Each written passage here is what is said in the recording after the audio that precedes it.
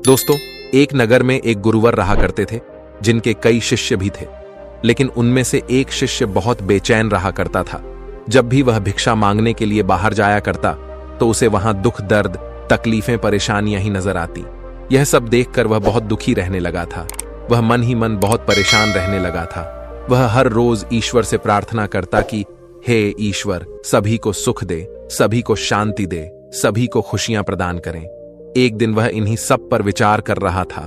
तभी उसके मन में ख्याल आया, आखिर इस दुनिया को बनाने वाले ने इन सबको दुख क्यों दिया है? वह चाहे तो सबको खुशियां भी तो दे सकते हैं। फिर आखिर उन्होंने ऐसा क्यों नहीं किया? यह सवाल लेकर वह अपने गुरुवर के पास पहुंचा और वह अपने गुरु से कहने लगा, हे गुरुवर, यह दुनिया इतनी दुखी क्यों है? क्यों चारों ओर केवल दुख, मतम, तकलीफें और परेशानियां छाई रहती हैं? आखिर यह दुनिया बनाने वाला इन सबको खुशियां क्यों नहीं देता? यदि वह चाहे तो सबको खुश कर सकते हैं, सभी को खुशियां दे सकते हैं। फिर आखिर वह ऐसा क्यों नहीं करते? जब भी मैं उन लोगों की तकलीफें, परेशानियां और दुख देखता हूं तो मैं भी बहुत दुखी हो जाता हूं। मुझसे उनका दुख देखा नहीं जाता। जब भी मैं भिक्षा मांगने जाता हूं तो मुझे चारों तरफ केवल दुख और दर्द के अलावा कुछ भी नजर नहीं आता। चारों तरफ हर कोई बेचैन है, हर तरफ हर कोई परेशान है, किसी के चेहरे पर एक मुस्कान तक नहीं। आखिर ऐसा क्यों? इस पर वह गुरु मुस्कुराने लगे और अपने उस शिष्य से कहते हैं, भंते, इन सबको सुख ही दिया गया है, किंतु इन्हें अपना सुख दिखाई नहीं देता। तो ऐसी अवस्था में कोई क्या कर सकता है?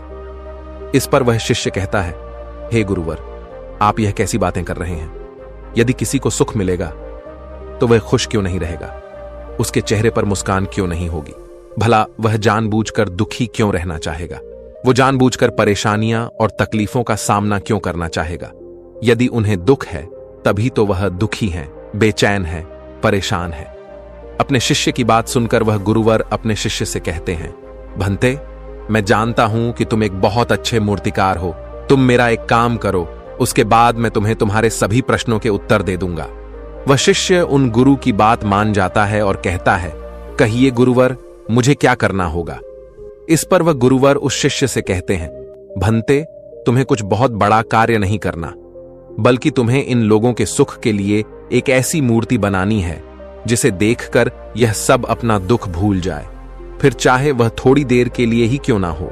अपने गुरु की यह बात सुनकर शिष्य अपने गुरु की बात मान लेता है और वह अपने गुरु से कहता है, ठीक है गुरुवर, यदि आप चाहते हैं तो मैं ऐसी ही मूर्ति बनाऊंगा जिसे कोई यदि एक बार देख ले तो अपना दुख, दर्द भूलकर खुश हो जाए। इतना कहकर वह शिष्य अपने गुरु को प्रणाम करके वहां से चला जाता है और लगातार 1 महीने के अथक प्रयासों के बाद वह आखिरकार एक ऐसी मूर्ति बनाने में कामयाब हो जाता है जिसे देखकर कोई भी प्रसन्न हो जाए, जिसे देखकर कोई भी व्यक्ति अपना दुख, दर्द भूल जाए।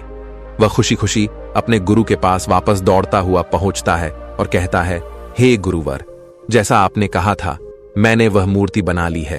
आप मेरे साथ चलिए और उस मूर्ति को देखिए। उस मूर्ति को जो भी देखेगा वह अपने सारे दुख, दर्द भूल जाएगा।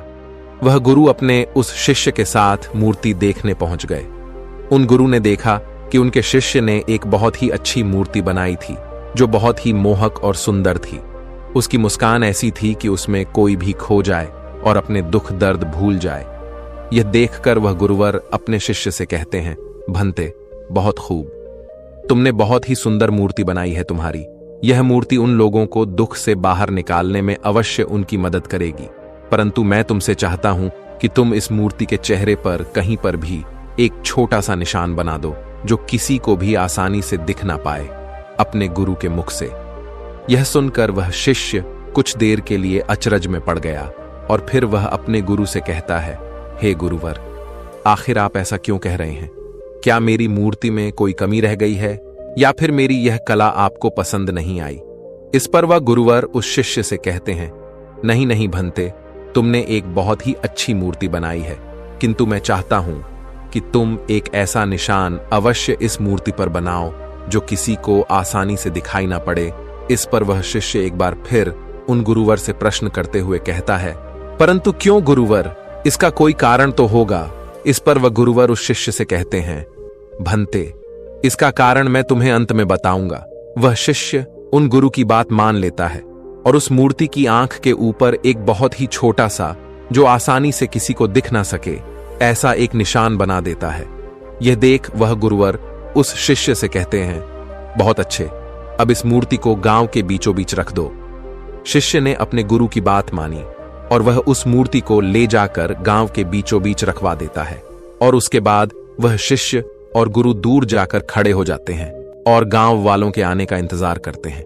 देखते देखते सभी गांव वाले एक एक करके उस मार्ग से होकर गुजरने लगे और सभी की नजर उस मूर्ति पर पड़ने लगी। लेकिन जो भी उस मूर्ति को देखता वह बहुत दुखी हो जाता था।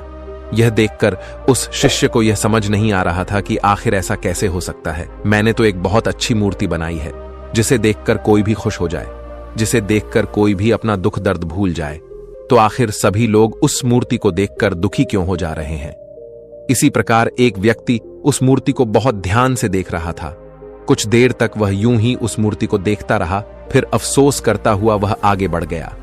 तभी रास्ते में वह गुरु और शिष्य ने उस व्यक्ति को रोक लिया और गुरु ने उस व्यक्ति से कहा, क्या हुआ, तुम बहुत दुखी दिखाई दे रहे हो। इसके जवाब में वह व्यक्ति कहता है, हां गुरुवर, गांव के बीचों बीच एक मूर्ति रखी गई है। देखने में तो वह बहुत सुंदर है, बहुत दिव्य है। मूर्ति ऐसी बनाई गई है, यदि देखो तो देखते ही रह जाओ। पर अफसोस की बात यह है कि उसमें एक छोटी सी कमी रह गई है। शायद मूर्तिकार ने उस पर ध्यान नहीं दिया। उसने मूर्ति की आंख के ऊपर एक छोटा सा निशान छोड़ दिया है, जिसे देखकर मेरा मन बहुत दुखी हुआ। मैं समझ नहीं पा रहा कि आखिर मूर्तिकार ने वहां पर वह निशान क्यों बनाया। क्या उसने गलती से ऐसा किया या जानबूझकर? यदि वह निशान वहां पर नहीं होता तो वह मूर्ति अति सुंदर होती। इस पर वह शिष्य तुरंत ही उस व्यक्ति से कहता है, परंतु वह निशान तो बहुत बारीक सा है और वह किसी को आसानी से दिखाई भी नहीं दे सकता। फिर आखिर तुमने उसे कैसे देख लिया? इसके जवाब में वह व्यक्ति कहता है, गुरुवर, आप ये कैसी बातें कर रहे हैं? सबसे पहली नजर तो मेरी उस निशान पर ही गई जो किसी को भी साफ और स्पष्ट तौर पर दिखाई दे सकती है, और आप कह रहे हैं कि वह निशान बहुत बारीक है और किसी को दिखाई नहीं देगा। यह भला कैसे हो सकता है? यह कहकर वह व्यक्ति वहां से आगे चल पड़ा। फिर उसके बाद एक दूसरा व्यक्ति उस मूर्ति को बहुत ध्यानपूर्वक देख रहा था। वह भी देखते देखते अचानक दुखी हो गया और वह भी उसी मार्ग से आगे बढ़ चला। जब वह आगे जा रहा था, तभी गुरु और शिष्य ने उस व्यक्ति को रोका और एक बार फिर उन गुरुवर ने उस व्यक्ति से कहा, क्या बात है, तुम इतने दुखी क्यों लग रहे हो? इसके जवाब में वह व्यक्ति कहता है, हे गुरुवर, गांव के बीचों बीच एक बहुत ही सुंदर मूर्ति रखी गई है जो बहुत ही लुभावनी है, जिसे देखकर बहुत आनंद आ रहा था। लेकिन तभी अचानक मेरी नजर एक ऐसी चीज पर पड़ी जिसे देखकर मैं बहुत दुखी हो गया। इस पर वह गुरुवर उस युवक से कहते हैं, आखिर तुमने उस मूर्ति में ऐसा क्या देख लिया? इसके जवाब में वह युवक कहता है, हे गुरुवर, लगता है वह मूर्तिकार बहुत ही बेकार आदमी था। उसने मूर्ति की आंखों पर एक छोटा सा निशान छोड़ दिया है, जिसे देखकर मैं बहुत दुखी हुआ कि आखिर उस मूर्तिकार ने जब इतनी मेहनत कर ली थी तो वह थोड़ी सी और मेहनत कर लेता और इस मूर्ति को और भी अच्छा बना लेता। तभी वह शिष्य फिर से उस व्यक्ति से कहता है, अरे भाई, वह निशान तो दिखाई भी नहीं दे रहा, फिर तुमने उसे कैसे देख लिया? तभी वह व्यक्ति जवाब देते हुए कहता है, अरे भाई, जब से मेरी नजर उस पर पड़ी है तब से तो मुझे केवल वही नजर आ रहा है। तभी वह शिष्य उस युवक से कहता है, क्या उसके अलावा तुम्हें बाकी की मूर्ति नजर नहीं आ रही? इसके जवाब में वह युवक कहता है, भाई, उस मूर्ति में छोटा सा निशान रह गया है और बाकी तो मूर्ति अच्छी बनी है, बहुत सुंदर भी है, किंतु यदि उसमें वह निशान नहीं होता तो वह मूर्ति और भी सुंदर हो जाती, और बस इसी कारण मैं बहुत दुखी हूं। काश वह निशान वहां पर नहीं होता तो उस मूर्ति को देखकर सचमुच बहुत आनंद आ रहा होता। इसी प्रकार धीरे धीरे सभी गांव वालों ने वह मूर्ति देखी और सभी दुखी होकर वापस अपने घर लौट गए। एक दिन सुबह सुबह उस गांव में एक राजा उस गांव से होकर गुजर रहा था और तभी राजा की नजर उस मूर्ति पर पड़ी, जिसे देखकर राजा अचंभित रह गया। राजा इतनी सुंदर मूर्ति को देखकर बहुत प्रसन्न हुआ। राजा मन ही मन यह सोच रहा था कि इतनी सुंदर मूर्ति तो मेरे महल में होनी चाहिए, फिर यह यहां पर क्या कर रही है? लेकिन तभी वह राजा कुछ देखकर वह दुखी हो गया और मार्ग में आगे बढ़ चला। राजा आगे बढ़ रहा था कि तभी उन गुरुवर ने राजा को रोका और राजा से कहा, हे राजन, आप इतने दुखी क्यों हैं? थोड़ी देर पहले तो आप बहुत प्रसन्न नजर आ रहे थे, तो अभी आप इतने उदास क्यों हो गए? इसके जवाब में वह राजा उन गुरुवर से कहता है, गुरुवर, अभी अभी रास्ते में मैंने एक मूर्ति देखी जो बहुत ही भव्य और सुंदर है, जो देखते ही बनती है, लेकिन उस मूर्ति की आंखों पर एक छोटा सा निशान है, जिसके कारण उस मूर्ति की सारी सुंदरता नष्ट हो जाती है। बस मुझे वही सही नहीं लगी, जिस कारण मैं बहुत दुखी हूं कि उस मूर्तिकार ने जब इतनी मेहनत कर ली थी तो क्या वह एक बार उस मूर्ति पर फिर से नजर नहीं डाल पाया? काश वह एक निशान वहां पर नहीं होता, तो आज यह मूर्ति मेरे महल में होती। यह कहकर राजा वहां से अपने मार्ग में आगे बढ़ चला। उसके बाद वह गुरु और शिष्य दोनों मूर्ति के पास पहुंचे और शिष्य ने बहुत ही ध्यान से उस मूर्ति को देखा। मूर्ति बहुत ही सुंदर नजर आ रही थी, उसमें कोई भी कमी नहीं थी और ना ही वह निशान उसमें दिखाई पड़ रहा था। यह देखकर शिष्य बड़ा अचंभित हुआ। उसने तुरंत ही अपने गुरु से कहा, हे गुरुवर, मूर्ति में तो कोई भी कमी नजर नहीं आ रही। पूरी मूर्ति तो बहुत ही सुंदर है, भव्य है, और उसमें एक छोटा सा निशान ही तो है, और वह भी ऐसा कि दूर से देखो तो नजर ही ना आए। तब भी ये सारे लोग एक छोटे से निशान के पीछे क्यों पड़े हैं? इन्हें क्या पूरी मूर्ति नजर नहीं आ रही? पूरी मूर्ति इतनी सुंदर और भव्य बनी है, मानो इसे देखते ही रहो, पर फिर भी न जाने यह सारे लोग केवल एक छोटे से निशान को ही क्यों देखकर दुखी हो जा रहे हैं। इस पर वह गुरुवर मुस्कुराने लगे और अपने उन शिष्य से कहते हैं, भंते, तुमने मुझसे एक प्रश्न किया था कि आखिर इस दुनिया बनाने वाले ने सबको खुशियां क्यों नहीं दी, उन्होंने सबको दुखी क्यों दिया है? तो इसका जवाब अब तुम्हें मिल चुका है, क्योंकि उन्होंने तो इन्हें सुख देने की सारी व्यवस्था की थी। पर यह सब मूर्ति नहीं देखते, बल्कि यह सभी लोग केवल कमियां ही देखते हैं, यह पूरा सुख नहीं देख पाते। उसमें एक छोटा सा दुख ढूंढने का लगातार प्रयास करते रहते हैं। जिस प्रकार तुमने यह भव्य और अति सुंदर मूर्ति बनाई है, उसके बावजूद भी उन्हें केवल वह छोटा सा निशान ही नजर आ रहा है। उन सभी ने इतनी अच्छी मूर्ति में वह छोटी सी कमी ढूंढ ही निकाली, अर्थात इन्होंने सुख में से दुख ढूंढ ही निकाला। उनके पास सुख ही सुख है, पर यह उस एक दुख में खोए रहते हैं जिसका कोई वजूद है भी नहीं।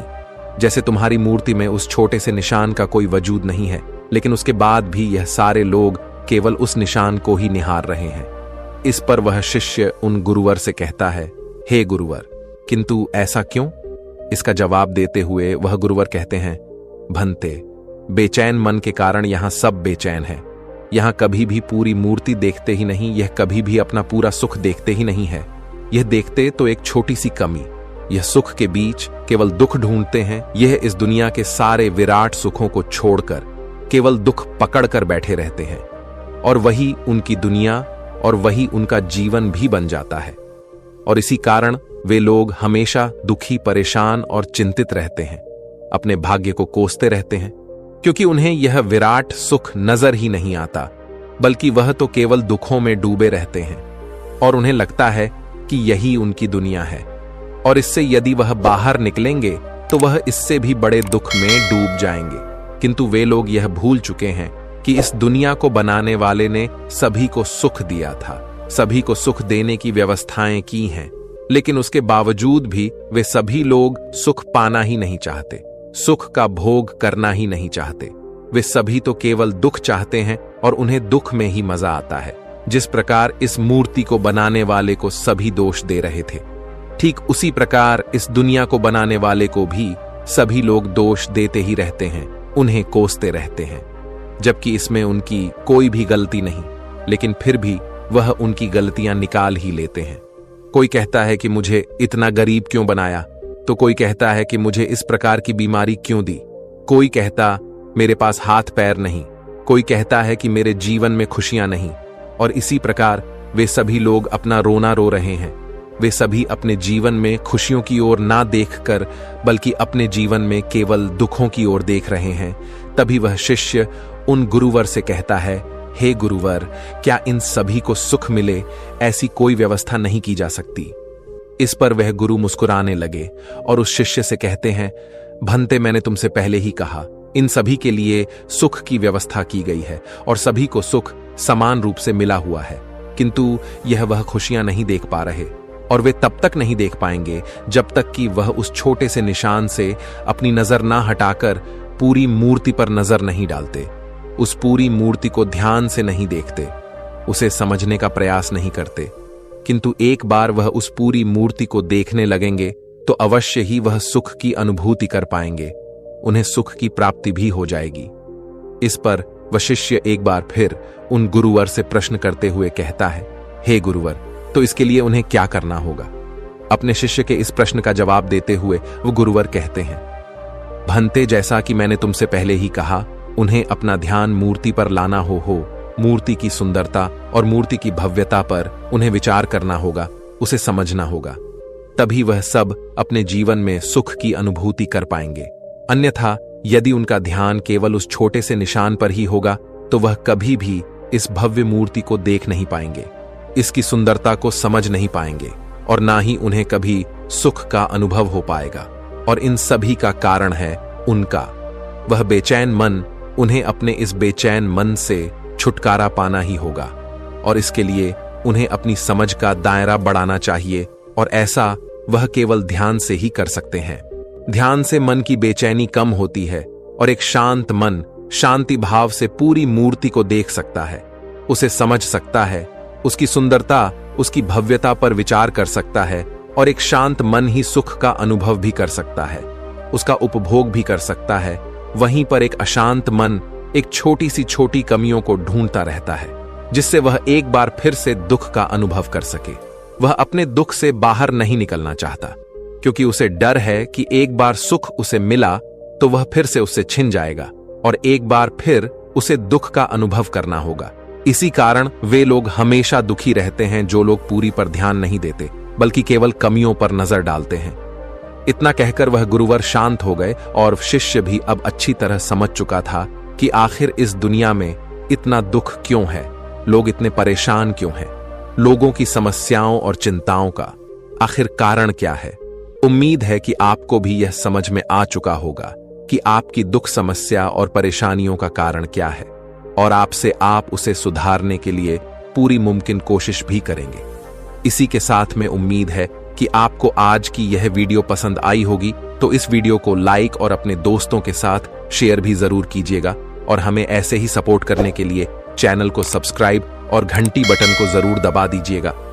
चलिए मिलते हैं अगली वीडियो में, तब तक के लिए अपना ख्याल रखें। धन्यवाद और नमो बुद्धाय।